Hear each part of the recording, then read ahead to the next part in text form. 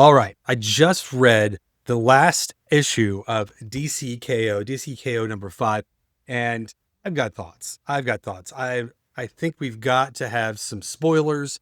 We've got to break down exactly what's happened in this event. I haven't talked about this with you yet, and man, I've loved this thing. I've loved this thing since it began.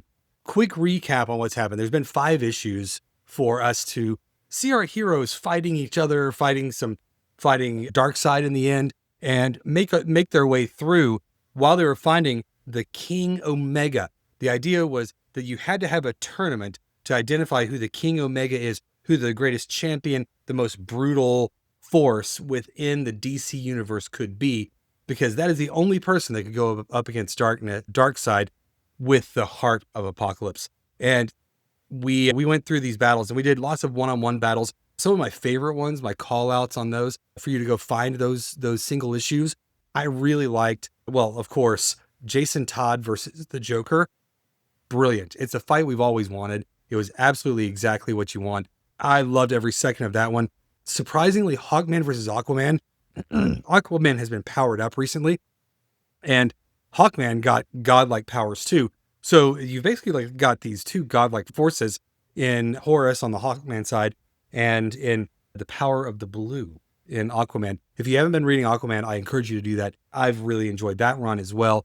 I've always liked Aquaman as a character. His storylines have been hit or miss for me for years and years, but that one I really liked, and I thought it was really fun. He ended up with a bit of a Scooby Gang by the time it was all said and done, and absolutely worth his time. The Superman Captain Atom fight was okay. I don't know if I would seek that one out. There was a Batman series. Batman actually got killed in the very first issue of this series, and he was out of the tournament, but you were able to bring one item, and, clever Batman, he brought a mother box. So it zapped him into another timeline, and he ended up fighting other Batman, and he fought a Batman represented by each of his Robins. So he fought Dick Grayson and Jason Todd, and ultimately Damian along the way. Excellent, excellent stories. I really enjoyed that. So those are some things to pick up. That was called Night Fight, that series, 4-issue miniseries, just that ran alongside. And it will tie in. There's a little panel at the end of DCKO number 5 that makes me think there's a little bit of an ongoing story that's going to happen coming out of the pages of Night Fight. So what happened at the end of DCKO number 4, we had seen these fights, and it's been a ton of fun. Like they tag teamed at one time. Like this was wrestling version of Versus. It was sort of like Mortal Kombat meets WEW in the DC universe. I don't know. Tons of fun. I loved every issue. They would pair them up in different ways. The first issue was fighting for magical items or powerful items. The second issue was one-on-one battles. I think the third was a partner fight. The fourth, can't remember exactly what that breakdown was, but they mixed it up. It was a good set of fights. The Joker did surprisingly well in this tournament, and Lex Luthor ended up winning at the end of KO number 4. Lex Luthor ended up winning, which was super disappointing for me, because whoever wins this thing is the King Omega and gets to reshape the universe or the multiverse or the something verse in their own image, however they like, just as Darkseid has reshaped the absolute universe in his image. The Prime universe, they say, is based on alpha energy, and that's based on Superman's image. So what happens when you make that Lex Luthor? I was pretty bummed. I was unhappy. It was a very Empire Strikes Back moment for me at the end of issue number 4. So then we get to issue number 5. Issue number 5, we have a little interlude that happens. We've had Time Trapper, and he's not a dumb brute anymore. He's an intelligent timekeeper, and he's a part of the Quantum Quorum. Now, in the Quantum Quorum, these are a bunch of time-based guys. We've seen them in Justice League along the way in the tie-in books, and they were sort of rallying the Justice League to be a part of the KO tournament and to go through with what they ultimately went through. So this Quantum Quorum, we didn't really trust all of them. It turned out that the traitor that was in their midst was none other than Booster Gold, who had been possessed by Darkseid's energy. So Booster Gold, who disappeared at the end of the All In special. That's how far back this goes. The All In special is where this all started. So Booster Gold disappeared at the end of the All In special, and we couldn't find him. Superman ultimately found him in the pages of the Superman comic that tied into this. And there was something a little off. He was pretty scraggly looking, and you just knew something was off. And they started alluding to the fact early in KO that he might be a bad guy. And we knew that Darkseid would enter the fight. Darkseid entered the fight through Booster Gold. And Booster Gold was, a bad guy. Anyway, so Time Trapper has this interlude at the beginning of DCKO number 5.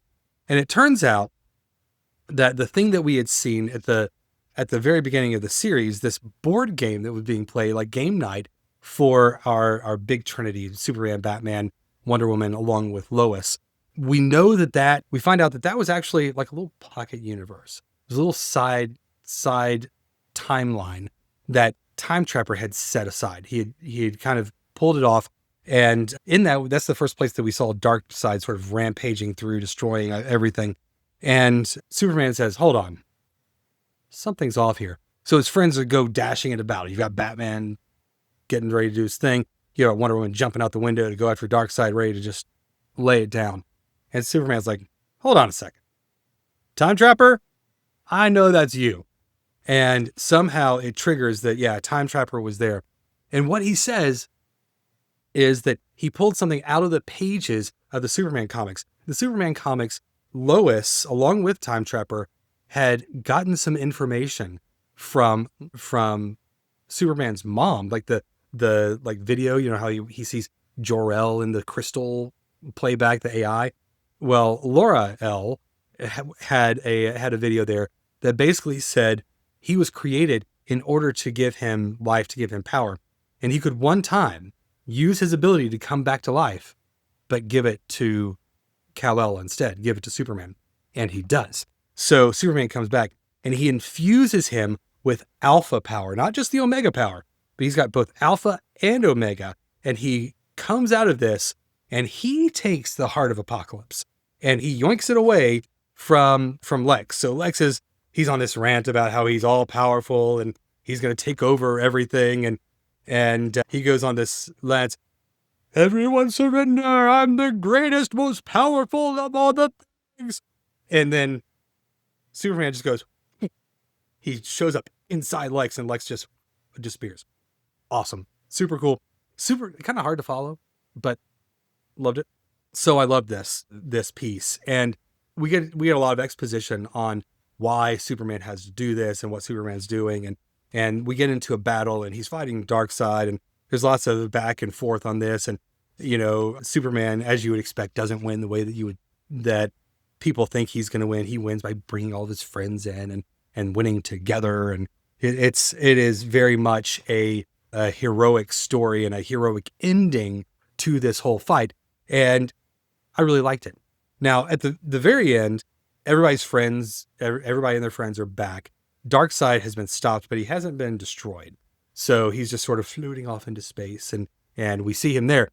But everyone else gets to go home and Clark, Superman, says, all right, everybody, see you later. I've got something I've got to do. I've got one more thing that I've got to accomplish. So I'm going to go do that. And you guys go ahead and go home. You can do your thing. The world is back the way we started it. And he has reshaped this world into basically what we've enjoyed about All In, like the ultra goodness and all the things that All In has been for us. And the Prime universe has been so exciting about. He reshapes the universe basically back to where it left off, but I think maybe a little bit more. In fact, when it does this, he talks about the universe not needing to be back rehashing old things. It's a little bit of a meta conversation from Scott Snyder to the readers, basically saying, we don't need to always redo the old things. We need something new and improved and moving forward. And we need to drive better. It doesn't always have to be what it's always been. And it's a sort of a letter to the readers, to the comic fans, who we get all upset when our heroes change and when different things happen. And he's saying it can be different. It can be different. In fact, it ought to be different. And we want new things. He said it should be wild and dangerous and brave and explosive and terrifying and mysterious and twisted and full of longing and redemption. And above all, let it be daring and take us to the next level and beyond. As it so happens, DC's next event is called Next Level. And under each of the words I just said, wild, you've got Lobo under that, dangerous, you've got Deathstroke the Terminator, brave, you've got Woman in there. Each of them get their own books in Next Level. Explosive, you've got Firestorm, who gets his own book. Terrifying, you've got the Demon. Mysterious, you've got Zatanna. Twisted, you've got Jonah Hex. Full of longing, Deadman, and redemption. So each one of those, redemption is a Red Hood, Jason Todd. That's in there. And then it says that's how we all win at the very end. And he starts getting into the more mainstream heroes. At that point, he's got Wonder Woman and Aquaman, and he's got Green Arrow, Black Canary, Kyle Rayner, Green Lantern, and Wally West as the Flash there. So basically saying, here we are, we're doing this new thing. So then we get a few little interludes. These interludes are fascinating to me. We've got Booster Gold. Now remember, Superman had to go find Booster Gold and save him. In this place, we've got Booster saying, don't worry, Big Blue, you came after me, I'm going to come save you. So you've got Booster saying he's going to go find Superman and save him. So that might be something that comes next. You've got Superman Prime, Superboy Prime, who is now going to be the main Superman in the Superman book. So one piece of this I'm not excited about. I'm a classic Superman fan. I've loved this whole story. As a classic Superman fan, kind of want Superman in Superman. Either way, Prime is pretty funny. He's been breaking the fourth wall. He's like the Deadpool of Supermans. So that's been pretty good. In the far future, you've got this evil legion hiding out in the far future right now. So that might come back to bite us. Lex Luthor is asking to call the press in. And when he says call the press in, he wants to tell them all the things that he did, how he was heroic. So we might have Lex Luthor with a really positive public persona that comes out of this. We'll see what that's all about. And then finally, it says elsewhere, we have Damian Wayne's son saying that Grandpa said that after he beat Darkseid, they would be able to talk again, and left him the mother box. But he's actually receiving signals from other worlds, other dimensions. When that happens, we bounce over to Central City. We see Barry Allen, and Barry Allen's depowered. He's kind of funny. Again, a little fourth wall-y breaking, but he's like, I love Wednesdays. He's singing a song, and he's got this big stack of comics and saying he wishes he had his powers to catch up on all of his, I'm assuming, comics, like we have giant stacks of ourselves. So he's singing that whole thing, and he's been writing a history book by Barry Allen, and there's a whole new chapter there in his history book that he didn't write. He's wondering what that's all about. That'll be a new adventure, a new mystery. And it zaps into a view. It's like sucking him into a view that is straight from the center page in the All In special. It's the place where Darkseid is reforming the absolute universe. And basically Darkseid goes into a diatribe. He's saying, they thought they had me. They thought they won, but they didn't win the war. They didn't even win the battle. My universe is still doing its thing. My absolute universe is still doing its thing, which tells us we're going to keep getting absolute books, which I'm excited about because I love the absolute books. But then it shows us places from all throughout the multiverse where there has been a similar fight going on. Because remember, that was cut off from our Prime universe. It was cut off at the end of Absolute Power. We only had the Absolute Universe and the Prime Universe. That's the only verses that we had. Well, he calls up, he says, all across these other universes, they couldn't see it, but the same fight has been going on. And we see that all of those are falling to Darkseid. So he's taking out the multiverse as he goes, and we're losing that multiverse. So what he says, I think is super awesome. He says, there will be a crisis of absolute proportions. So absolute crisis is coming. Pretty cool.